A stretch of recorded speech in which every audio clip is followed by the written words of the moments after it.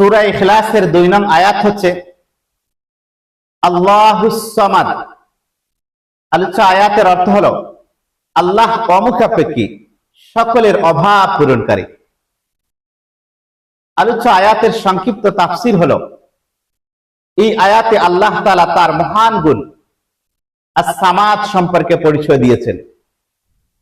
আস-সামাদের অর্থ এমন সত্তা যিনি সকল দিক থেকে পরিপূর্ণ, যিনি কারো মুখাপেক্ষী নন, বরং সকল সৃষ্টি নিজেদের প্রয়োজন পূরণের জন্য তারই মুখাপেক্ষী।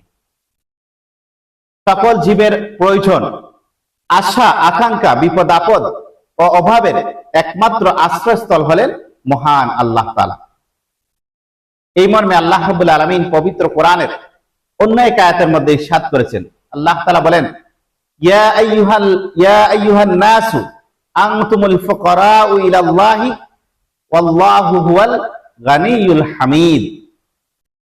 যার অর্থ হলো, হে মানুষ, তোমরা সবাই আল্লাহর মুখাপেক্ষী, আর আল্লাহই অমুখাপেক্ষী, সর্বপ্রশংসিত।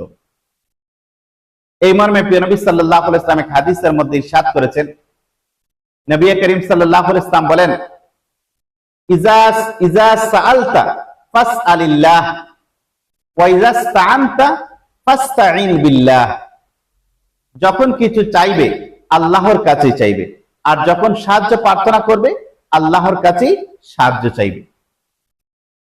আলোচ্য আয়াতের অনেকগুলি শিক্ষা এবং করণীয় রয়েছে। সূরা ইখলাসের 2 নং আয়াতের অনেকগুলি শিক্ষা এবং করণীয় রয়েছে। তার মধ্যে থেকে উল্লেখযোগ্য শিক্ষা এবং করণীয় হচ্ছে এই: একমাত্র আল্লাহই সকল প্রয়োজন পূরণকারী, এই বিশ্বাস রাখতে হবে। 2, নিজের অভাব, দুঃখ, কষ্ট ও প্রয়োজনের কথা আল্লাহর কাছেই পেশ করতে হবে। 3, মানুষের উপর অতি নির্ভরশীল না হয়ে আল্লাহর উপর ভরসা রাখতে হবে। 4, সুখে দুঃখে, বিপদে আপদে সর্বদা আল্লাহর দিকে ফিরে যেতে হবে। 5, আল্লাহর পরিপূর্ণতা ও মহিমা সম্পর্কে গভীর ধারণা অর্জনের চেষ্টা করতে হবে। আলোচ্য আয়াতের সার কথা হচ্ছে, আলোচ্য আয়াতের মোট কথা হচ্ছে, সূরা ইখলাসের 2য় আয়াত আমাদের শিক্ষা দেয় যে আল্লাহ তাআলা সকল দিক থেকে পরিপূর্ণ ও অমুখাপেক্ষী, আর সমস্ত সৃষ্টি তার মুখাপেক্ষী। তাই জীবনের সকল প্রয়োজন, আশা ও নিরাপত্তার জন্য একমাত্র আল্লাহরই শরণাপন্ন হওয়া মুমিনের দায়িত্ব এবং কর্তব্য। আল্লাহ রাব্বুল আলামিন যেন আমাদেরকে সূরা ইখলাসের 2 নং আয়াতের উপরে যথার্থভাবে পরিপূর্ণরূপে আমলের তৌফিক দান করেন। আমিন সুম্মা আমিন।